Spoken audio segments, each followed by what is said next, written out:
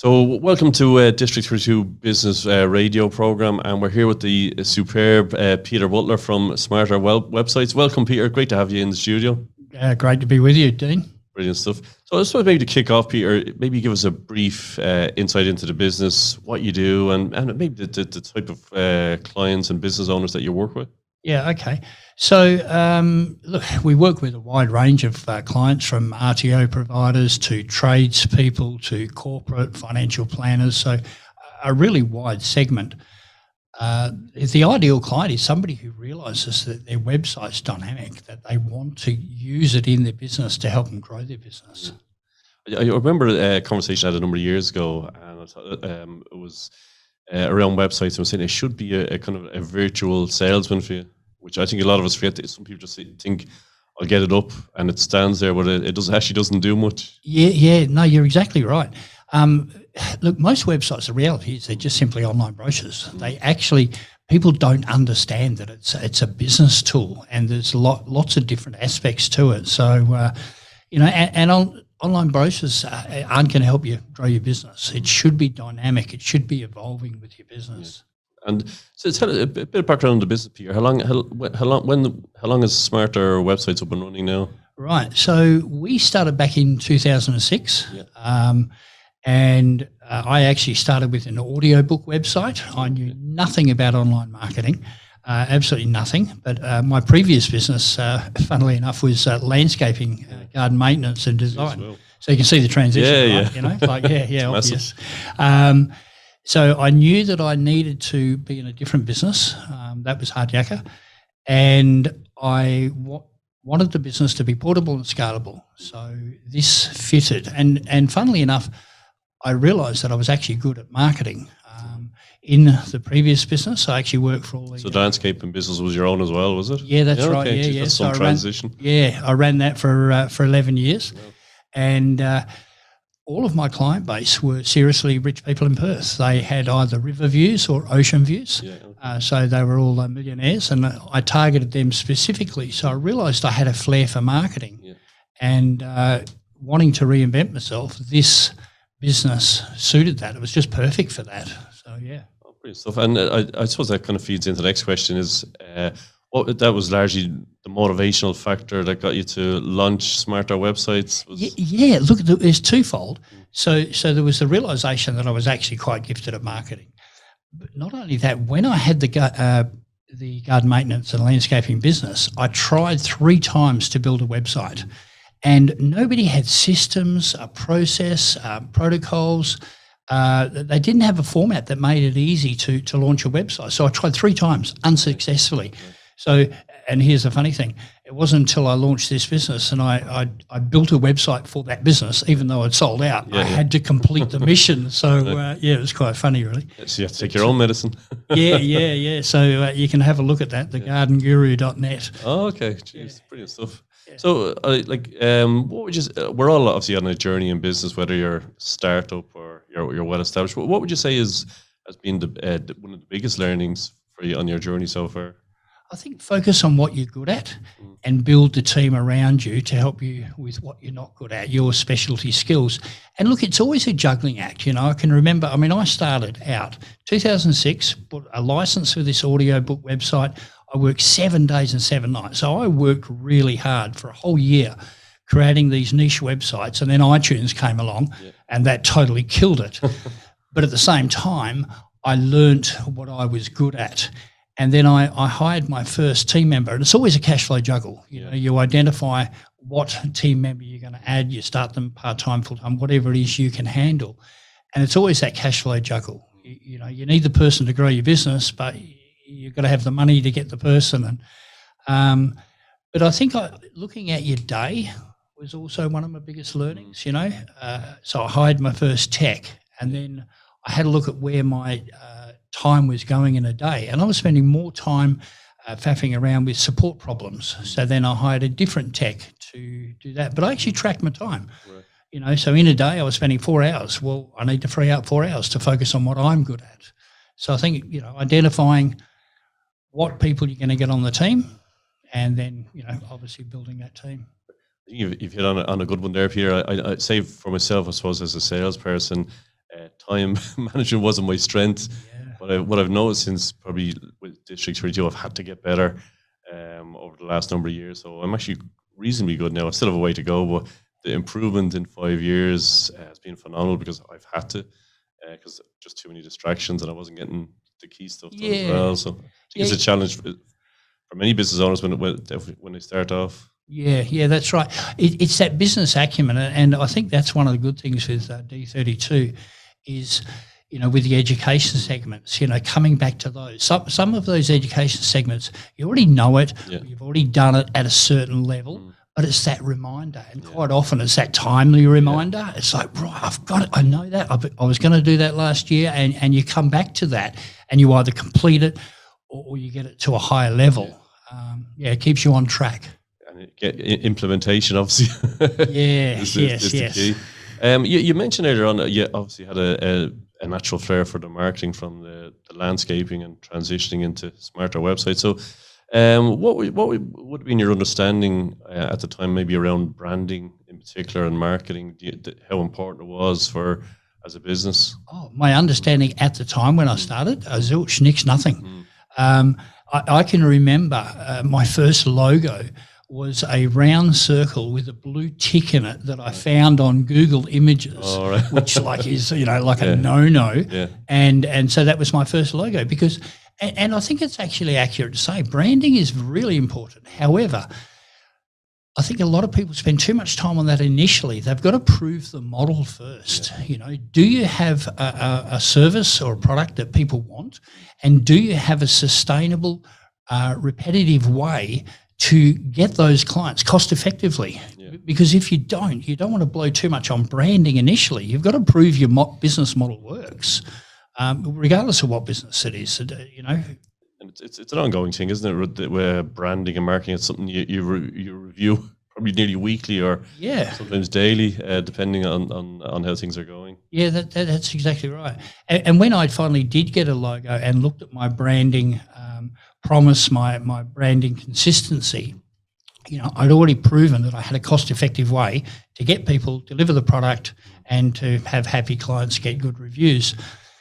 But I think it's also important to keep it on track too. Interestingly enough, my logo has little dots in it. And along the way, so the premise for that was we help business owners connect the dots online, right? So lots of business owners know they need a website, know about social media, know about all the different aspects of stuff to grow their business. However, connecting the dots is the hard thing. So that was sort of a good premise, but along the way, I lost that message, and so we're sort of re-establishing that as our core platform. Sometimes I suppose you can get busy and you kind of forget the mission and the values why you kicked it off, and I think probably a lot of us can be guilty of that at times as well. Yeah, exactly right. I suppose that with folks with District 32 working with business owners is around growth and getting to the next level. So when you look at, say, the next 12 months, Peter, what would you see as an obstacle for yourself, or a key obstacle you're looking to overcome in the next 12 months?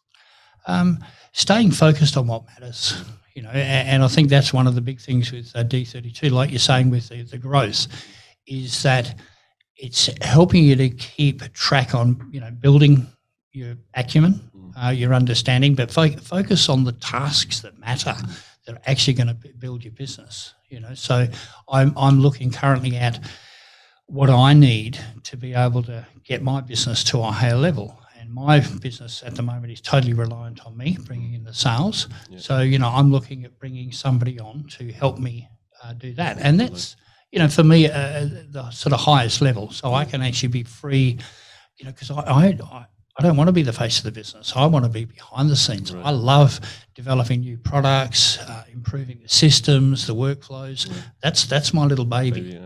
It leads on to really well to the next question. Like I suppose talking with business owners over the last, say, decade, what I've found is generally they're geniuses at what they do, whether it's websites, accountants, etc. But the business development and sales arena can be a challenge.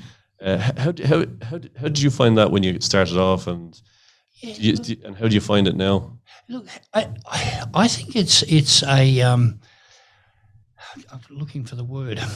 You've got to not view sales as sales. View sales as helping people. You know, in a previous business, I used to manage tire and exhaust centres. Oh, okay. In fact, just one around the corner here.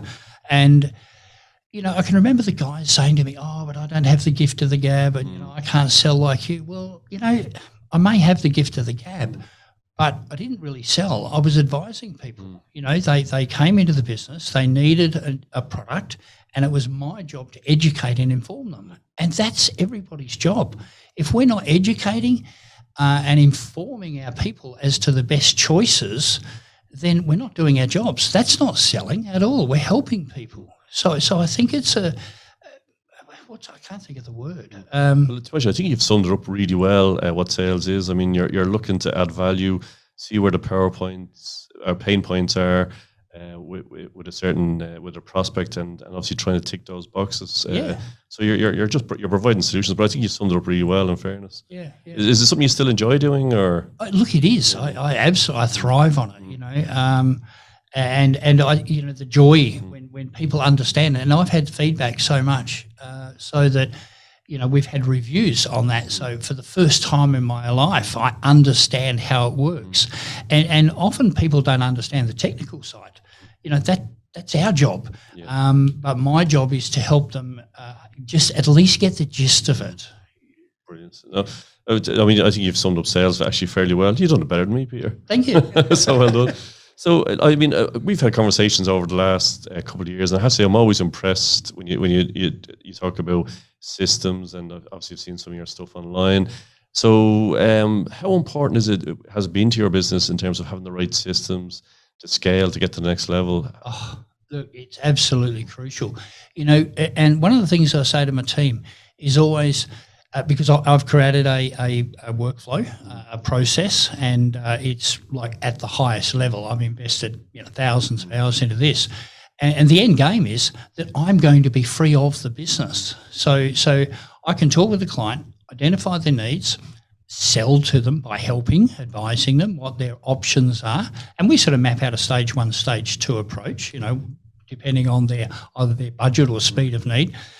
And so I then fill in the project workflow for my team. So all of the information the clients told me, you know, how we're going to meet their needs and deliver the product.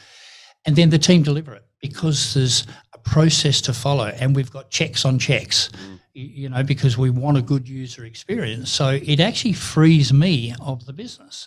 Now, I am still involved in every project. I get every single communication because I want to track it because it's my name on the line. But I don't have to do the grunt work, and I've got a really good team. But it's the system that helps the team. Now, what I was started saying earlier is that your process and systems are always going to be constantly improved, or they should be, and you've got to have those checks. However, I tell my team that they've got to make sure that it's like they're training somebody else. The system has to be so that they're free, so that they can train somebody underneath it. That's how good the system has to be, if that makes sense. Yeah, it's an interesting point you make as well around reviewing. So whether it be kind of how you do sales or how you do marketing, it should be constantly reviewed. So what might have been really successful for you 12 months ago in terms of a strategy, algorithms change, markets change, people's views change. So it is so important to review your marketing and sales process regularly. Yes, yeah, absolutely. And, you know, one of the best ways is to feedback from clients, reviews. And we have a whole process around that. You know, we've got, I don't know, over 150 online reviews. Brilliant. And all but one 5-star, and that was a 4-star. Okay, that's not too bad. Yeah, I must talk to that person. Take them outside. Have a strong word. Yeah. I suppose when we're in business, whether you're a startup or you're established, we all have comfort zones that we have to overcome, and obviously the only way to grow is to obviously beat through those comfort zones. Is there particular comfort zones you found challenging over the years, or when you're currently fighting, maybe? Look, networking was my biggest challenge initially. I'm surprised. Oh, look, hilarious. I can remember joining a networking group. I knew what I wanted to say in my head, you know, in the 1 minute spiel intro, right? Yeah. very clear in my head. And as soon as I stood up, I had no idea what happened, but something between my brain and my mouth, the connection was broken. I have no idea what I said, but it wasn't what I was thinking. Yeah. And it was because I was so self-conscious. Yeah. And so that was a real struggle. And look, a lot of business owners struggle with that. They get nervous, but you've just got to do it anyway. Yeah.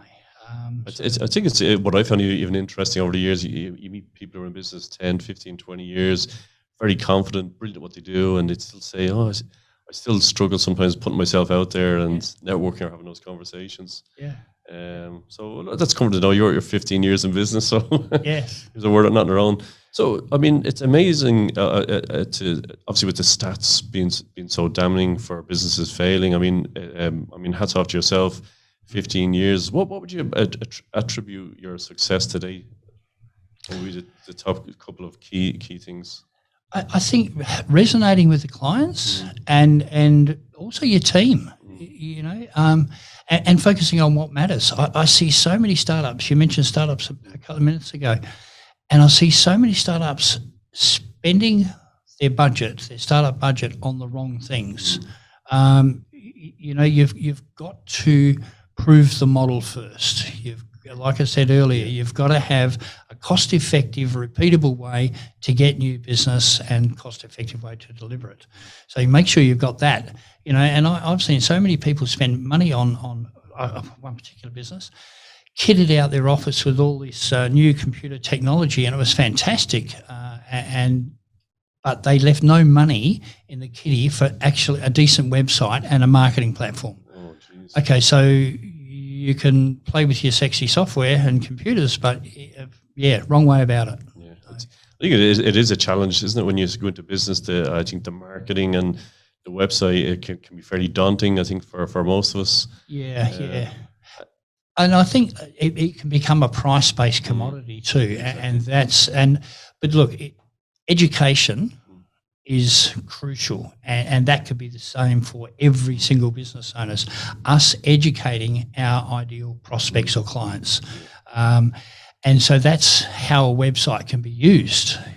So your website should be a marketing tool, a lead generation tool, engagement tool, qualifying tool, educational tool. There's so many ways that we can educate clients or prospects to become clients by using the website in that way. Educational tool. How are you going to differentiate yourself from your competitor?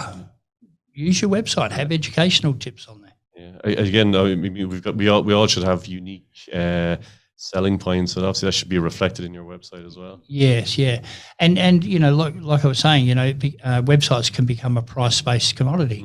You have people out there running Facebook ads, websites for $500. Well, you've really got to have a conversation with somebody local that you resonate with, that you can trust to help be on the journey. Like we said earlier, most websites are simply online brochures. People think that they can just get a website built, launch it, and then sit there with their hand poised over the phone, waiting for it to ring. Yeah. Well, that's unlikely to happen. It's such a big part of your brand as well. I mean, you don't want something that's just cheap and maybe cheerful. Yes, yeah. So look, and I think, and this again is the education thing, and this is what is hard for business owners out there that just don't know the full scale of websites. So the website's got to be able to be easily updated, because your business is going to evolve. Yeah. Well, that's the plan. You would hope so, right? Yeah. So it's going to grow, it's going to evolve, and what your primary product or service is now might evolve. So your website's got to be able to evolve easily. So it's got to be easy to update, easy to add new sections, change, whatever. And that's what we do. Our websites are so easy to evolve with the business. In fact, we had a client come to us on a very tight budget. I'll name the number. It was $1,100. That was it. That was their budget. And it was like, no problems. And we have an upgradable system. So we have a lifetime upgrade guarantee. So if somebody needs a 3K website, but they only have $1,100 in the budget, that's fine. We can build that. And when they want to upgrade to $3,000, they only ever pay the difference. Yeah, okay. Jeez, that's brilliant. So it's built for growth or designed for growth. Absolutely, yeah. The whole, and it's, we have modules. Modules are things that might be on the website that help the website. They might be not on the website, like say Google Business listing and things like that, but that will help the website. Anyway, back to this upgrade story. So this guy built the $1,100 website. He then added text to the homepage because he wanted to increase his messaging. And he ended up with about 10 lines of text all stacked and all valid messages, all very powerful on their own. However, it became a little bit of a mishmash because it was 10 lines of text. It was just too much. And so he bought a time block, and in 2 hours we actually revamped the whole homepage. And it looks stellar. It's got nice graphics, doorway buttons. The messaging's broken down. It's very easy to easy on the eye and easy for clients to understand, his ideal clients.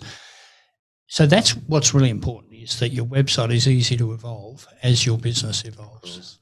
Things change so quickly as well these days, so it has to be.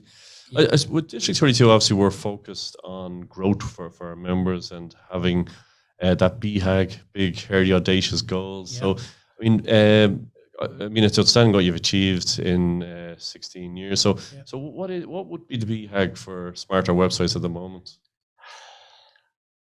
What is my BHAG?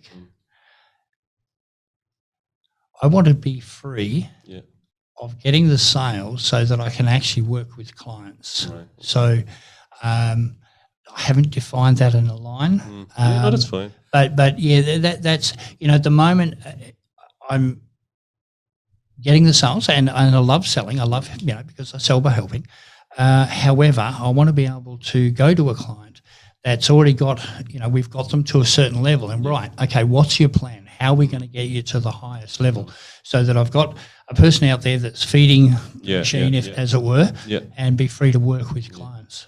So the goal would be kind of, it sounds like even just a further extension of a really personalised service. Yeah. To get kind of businesses to the next level. Yes, that's right. Yeah. So we've worked with a local RTO provider, and we have taken his 6 times multiplication factor. Okay. So massive, absolutely massive growth. So I invested a fair bit of time with him. He's open. In fact, interesting story, because he's been a client for 10, 11 years now. 11 years ago, I had 2 software trainers come to me, and one took my advice and one didn't take my advice. One's still a single person operator and struggling, really struggling. And I really feel for that person. And one took my advice and invested in it, and it was invested sequentially as to the budget. And now they run a multi-million-dollar business with 16 employees or so. Massive. That's a brilliant story. Yeah. So, it can be done. And say in business, Peter, I mean, to get growth and obviously even sustain a business, you've got to be bold at times in business to get that growth. What would you see as being maybe one of the boldest things you've done over the 16 years? Boldest thing? I would have to say joining 3 circles in D32, actually. I don't know if that's out there, but because it takes time, you've got to invest the time into that. And a lot of people really struggle with the full power of networking, what that's about. And I don't understand how they don't understand. Yeah. I think probably when people start in business, you're advised, you should do networking. But I don't think there's maybe a plan or a strategy behind for many business owners when they do start initially. Yeah, it's probably a bit of a learning curve, maybe. Yeah, possibly. I mean, look, in my previous business, I mean, I've been in business for myself, 4 different industries over 38 years, and I know I'm much older than I look. You started when you were 3. Hey, you started when you were 3. But in those 3 previous businesses, I never networked. I had never heard of networking. I certainly didn't know the concept, let alone understand it. And in this business, I did. I found out about networking, saw the potential, worked it fairly well, but it's really been in the last 3 years that I've worked it, and it's just about relationship. Yeah. It's really not complicated. It's a matter of, number 1, turn up. Yeah, yeah, be there. yeah. Golden rule. Yeah, exactly. And it's like people, pay the money to join the gym but never go. Well, exactly. Pay the money for networking but do go. Yeah. And also connect with people, outside. A lot of people simply do the attendance thing, turn up, that's great, but you've got to also invest the time in building the relationships. It's just not hard.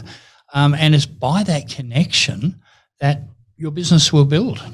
It takes, it's like any relationship, whether it's personal or professional, it takes time to get it to the next level. Yeah. People have got to have the confidence, the understanding, the insight into you as a person, your character, your nature, to have confidence. Because everything we do affects whether people are going to refer to us or think of us if there's a need. If I've had people turn up constantly late to a meeting that we've arranged, and if you turn up late, that does not give me the confidence to refer to you because chances are you will turn up late to the person I referred to you.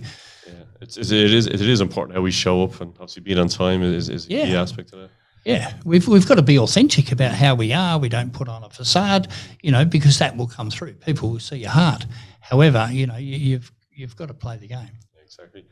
Final question, Peter. So, every business, or maybe one or two, has a website, or they need a website. So, whether it's a startup company or they're established, what would be the 2 or 3 key things they need to keep in mind when they're reviewing their current website or looking at maybe launching a new website? Yep. So a couple of things. If it's been more than, say, 6 or 12 months and you've updated nothing on your website, then you really should be looking and thinking about that. The other thing is, the function of your website. So yes, people understand that, it should be a marketing tool. Whether they're using it effectively or not is another thing. However, this function of a website, are you able to use it within your business? Here's a simple question. Do you have A5 flyers, DL flyers, or any sorts of flyers in your business that you hand out to people?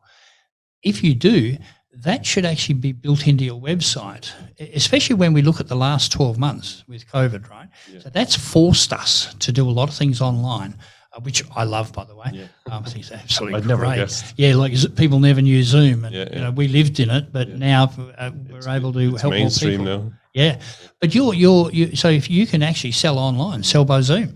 So your DL flyers, your flyers should be in your website so that you can do it online. Yeah. So there's things like that. But if your website hasn't been updated in 6 to 12 months, you've got to question that for a start. But we also offer an audit, like a complete free, no obligation audit that will show up at least 3 to 5 things that are quite often game changers for getting better results from your website. So it's free. That's a brilliant tool. Yeah. So Peter, if someone needs some advice around websites, what's the best way of getting in touch with yourself? Phone the office on 08 9439 2820, 9439 2820, or go to smarterwebsites.com.au, or come and join me at a District 32 meeting. Fair enough. Listen, I'd like to thank Peter for coming in today. And there's a lot of happy members across District 32 who've worked with Peter and team at Smarter Websites. So if you have any questions, folks, on websites, definitely contact Peter directly. And Peter, listen, many thanks for coming in today. Much appreciate your time again. Great. Thanks. Good to be with you, Dan. Cheers, buddy. Bye.